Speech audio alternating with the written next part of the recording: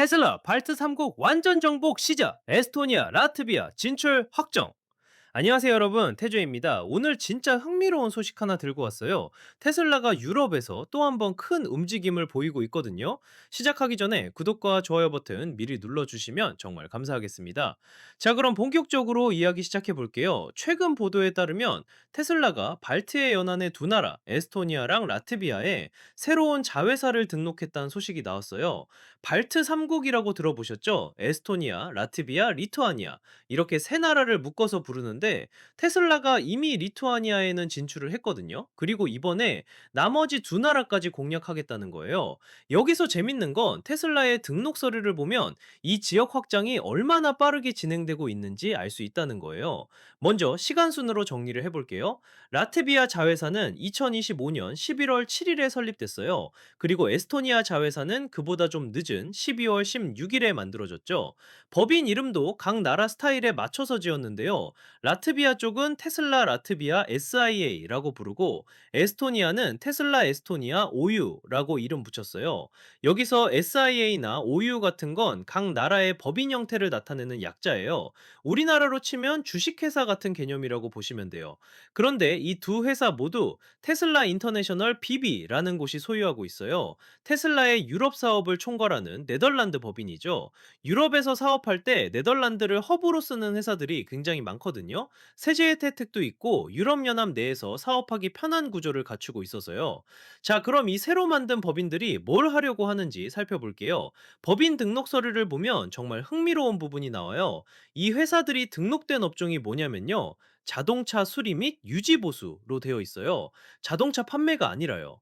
이게 뭘 뜻하는지 아시겠어요? 테슬라가 이 두 나라에서 일단 서비스 센터부터 열 계획이라는 거예요. 사실 이건 테슬라가 새로운 시장에 진출할 때 자주 쓰는 전략이에요. 차를 팔기 전에 먼저 서비스 인프라를 깔아놓는 거죠. 생각해보면 당연한 이야기예요. 전기차를 사려는 사람들 입장에서 가장 걱정되는 게 뭐겠어요? 고장나면 어디서 고치지? 정비는 어디서 받지? 이런 거잖아요. 그래서 테슬라는 우리 서비스 센터 다 준비돼 있으니까 안심하고 사세요 라는 메시지를 주는 거예요. 그리고 실제로 이 전략이 먹혔던 사례가 있어요. 바로 리투아니아예요. 테슬라가 리투아니아에 진출할 때도 똑같은 수순을 밟았거든요. 처음에 현지 법인을 만들었어요. 그리고 몇 주 안에 팝업 스토어를 열었죠. 팝업 스토어 아시죠? 임시 매장이에요. 일단 사람들한테 차를 보여주고 관심을 끄는 거예요. 그 다음에 몇 달 후에 정식 서비스 센터를 오픈했어요. 그래서 전문가들은 에스토니아랑 라트비아에서도 똑같은 패턴이 나타날 거라고 보고 있어요. EV 와이어라는 전기차 전문 매체에서도 이런 분석을 내놓았는데요. 2026년 상반기, 그러니까 올해 상반기 안에 이 두 나라에서 서비스 센터랑 판매 시설이 문을 열 가능성이 높다는 거예요. 여기서 또 하나 주목할 만한 게 있어요. 이 새 법인들의 이사회 명단을 보면 테슬라의 고위 임원들이 대거 포함되어 있어요. 유럽 지역 담당 임원들이랑 재무 책임자들이 이름을 올렸는데, 이 사람들이 하는 일이 뭐냐면 유럽 전역에서 새로운 시장 확장을 책임지는 거예요. 그러니까 이번 발트의 진출이 그냥 작은 프로젝트가 아니라 테슬라 본사 차원에서 중요하게 추진하는 사업이라는 걸 알 수 있죠. 자, 그럼 여기서 궁금한 게 하나 생기잖아요. 테슬라가 왜 하필 지금 발트 3국에 집중하는 걸까요? 사실 테슬라는 2025년에 유럽에서 좀 힘든 한 해를 보냈어요. 판매량이 떨어졌거든요. 유럽 시장이 전반적으로 어려웠던 것도 있고, 중국산 전기차들이 공격적으로 들어오면서 경쟁도 심해졌어요. 그래서 테슬라가 내놓은 해법이 뭐냐면요, 가격을 낮춘 거예요. 모델 3 스탠다드랑 모델 Y 스탠다드라는 새로운 버전을 출시했어요. 이게 테슬라 역사상 가장 저렴한 모델들이에요. 테슬라 차를 타고 싶었는데 가격 때문에 망설였던 사람들한테는 정말 좋은 기회가 된 거죠. 이 스탠다드 모델들 덕분에 테슬라 생태계에 진입하는 문턱이 훨씬 낮아졌어요. 발트 3국 같은 경우는 경제 규모가 서유럽 국가들에 비하면 작지만 그래도 구매력이 꾸준히 성장하고 있는 지역이에요. 특히 에스토니아는 IT 강국으로 유명하잖아요. 디지털 기술에 친화적인 인구가 많다는 얘기고, 그러면 전기차 같은 첨단 제품에 대한 수용도도 높을 수밖에 없어요. 테슬라 입장에서는 공략할 만한 시장인 거죠. 그리고 테슬라가 유럽에서 지금 열심히 준비하고 있는 게 또 하나 있어요. 바로 FSD, 완전 자율주행 기능이에요.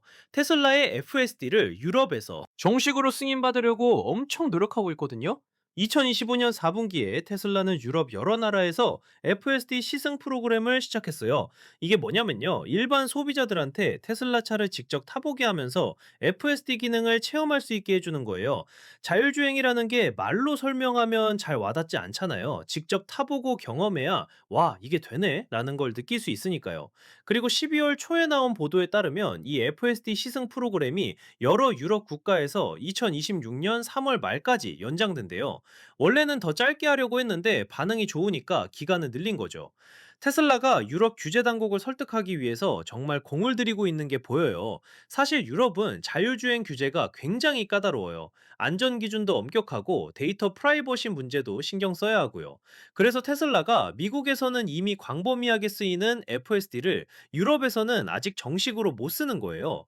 하지만 이렇게 시승 프로그램을 계속 운영하면서 데이터도 쌓고 현지 소비자들한테 기술력을 입증하려는 거죠. 발트 3국 진출이랑 FSD 승인 추진이 연결되는 지점이 바로 여기에요. 테슬라는 단순히 차만 파는 게 아니라 소프트웨어 기업으로서의 정체성도 갖고 있잖아요. FSD가 승인되면 테슬라 차의 가치가 훨씬 더 올라가는 거예요. 특히 유럽 소비자들은 기술적으로 앞선 제품을 선호하는 경향이 있으니까 FSD가 테슬라의 큰 무기가 될 수 있어요. 다시 발트 지역 얘기로 돌아와서요. 이 지역은 지리적으로도 전략적 가치가 있어요. 발트 3국은 북유럽이랑 동유럽을 연결하는 위치에 있거든요. 여기에 거점을 확보하면 주변 국가로 사업을 확장하기도 수월해져요. 폴란드, 핀란드, 스웨덴 같은 나라들이 다 가까우니까요. 그리고 발트 3국은 EU 회원국이에요.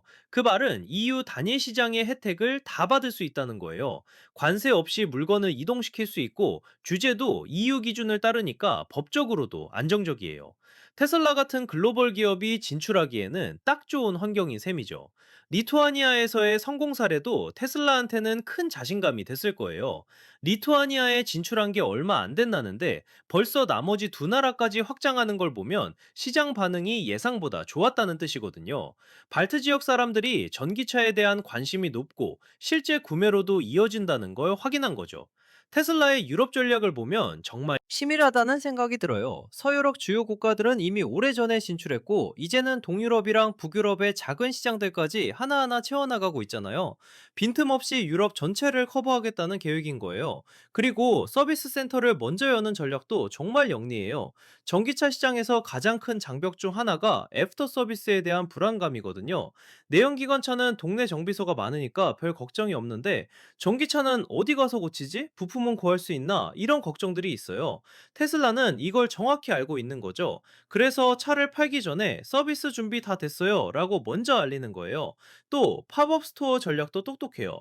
정식 전시장을 만드는 건 돈도 많이 들고 시간도 오래 걸리잖아요. 그런데 팝업 스토어는 빠르게 열고 사람들 반응 보고 괜찮으면 정식 매장으로 발전시키는 식으로 리스크를 줄일 수 있어요. 시장 테스트를 하는 셈이죠. 에스토니아 같은 경우는 수도 탈린이 발트해 연안의 중요한 항구 도시예요. 물류 거점으로도 좋고 관광객도 많이 오는 곳이에요. 테슬라 매장이 탈린 시내에 생기면 현지인들뿐만 아니라 관광객들한테도 홍보가 될 수 있어요. 브랜드 노출 효과도 무시 못하는 거죠. 라트비아는 수도가 리가인데 여기도 발트 지역에서는 꽤 큰 도시예요. 인구가 100만 명 가까이 되거든요. 시장 규모로 봐도 무시할 수 없는 곳이에요. 게다가 라트비아는 경제 성장률이 꾸준히 플러스를 기록하고 있어서 중산층이 계속 늘어나고 있어요. 테슬라 같은 프리미엄 브랜드가 노릴 만한 시장인 거죠. 2026년 상반기에 실제로 서비스 센터랑 매장이 열린다면 정말 빠른 속도예요. 법인 등록한 게 작년 11월 12월이니까 불과 반년 만에 실제 운영까지 들어가는 거잖아요. 이 정도 속도면 테슬라가 이번 발트 진출에 상당히 공을 들이고 있다는 걸 알 수 있어요. 그리고 아까 말씀드린 모델 3 스탠다드 모델, Y 스탠다드 같은 저가형 모델들이 이런 신규 시장에서 정말 위력을 발휘할 거예요. 발트 국가들은 평균 소득이 서유럽보다는 낮으니까 가격 경쟁력이 있는 모델이 필수적이거든요. 테슬라가 타이밍을 정말 잘 잡은 셈이에요. 유럽 전기차 시장은 지금 정말 격전지예요. 유럽 자체 브랜드들도 전기차 라인업을 엄청 늘리고 있고, 중국 브랜드들은 가격으로 승부를 보려고 하고 있어요. 테슬라는 기술력과 브랜드 파워로 차별화를 하려는 거고요. FSD가 유럽에서 승인, 받으면은 이게 정말 큰 차별화 포인트가 될 거예요. 실제로 전기차를 사려는 사람들한테 물어보면 충전 인프라랑 함께 자율주행 기능을 많이 따져요. 특히 유럽은 장거리 운전이 많잖아요. 국경을 넘나들면서 이동하는 경우도 많고요. 그럴 때 자율주행 기능이 있으면 운전 피로도를 확 줄일 수 있으니까 매력적인 거죠. 테슬라가 FSD 시승 프로그램을 3월 말까지 연장한 것도 이런 맥락에서 봐야 해요. 최대한 많은 사람들한테 체험 기회를 주고 그 데이터를 모아서 규제 당국을 설득하려는 거예요. 유럽 규제 기관들은 데이터를 중시하거든요. 실제 도로에서 안전하게 작동한다는 걸 숫자로 증명해야 승인이 나와요. 발트 3국 완전 정복이 완료되면 테슬라의 유럽 네트워크가 정말 촘촘해질 거예요. 북쪽으로는 스칸디나비아, 서쪽으로는 서유럽, 남쪽으로는 중부 유럽, 동쪽으로는 발트 지역까지 다 커버하는 거니까요. 유럽 어디를 가든 테슬라 서비스를 받을 수 있게 되는 거죠. 이런 네트워크 효과가 쌓이면 소비자들 입장에서도 테슬라를 선택할 이유가 더 많아져요. 다른 브랜드는 서비스 센터 찾기 힘든데 테슬라는 어디든 있으니까요. 장거리 여행 갈 때도 안심하고 갈 수 있는 거예요. 에스토니아랑 라트비아 현지에서도 이번 소식에 관심이 뜨거울 거예요. 테슬라 같은 글로벌 브랜드가 진출한다는 건 그 나라 경제에도 긍정적이거든요. 일자리도 생기고 관련 산업도 활성화되고요. 특히 서비스 센터가 생기면 현지에서 기술자들을 고용해야 하니까 고용 효과도 있어요. 테슬라의 이번 움직임을 보면서 전기차 시장이 정말 빠르게 성숙하고 있다는 걸 느껴요. 불과 몇 년 전만 해도 전기차는 얼리 어답터들이나 타는 거였는데 이제는 대중화 단계에 확실히 들어선 거예요. 테슬라가 발트 같은 중소규모 시장까지 공략한다는 건 그만큼 전기차 수요가 전 세계적으로 늘어났다는 방증이죠. 앞으로 2026년 상반기에 실제로 에스토니아랑 라트비아에서 테슬라 매장이랑 서비스 센터 오픈 소식이 들려올 거예요. 그때 현지 반응이 어떨지, 판매는 얼마나 될지 정말 궁금하네요. 리투아니아처럼 성공적으로 안착한다면 테슬라의 유럽 전략은 한층 더 탄탄해질 거고요. 여러분, 오늘 태조가 준비한 테슬라의 발트 진출 소식 재밌게 보셨나요? 전기차 시장의 흐름을 읽을 수 있는 소식이었던 것 같아요. 구독 아직 안 하신 분들은 지금 바로 구독 버튼 눌러주시고요. 좋아요랑 알림 설정까지 해주시면 앞으로도 이런 흥미로운 소식 빠르게 전해드릴게요. 그럼 다음 영상에서 또 만나요.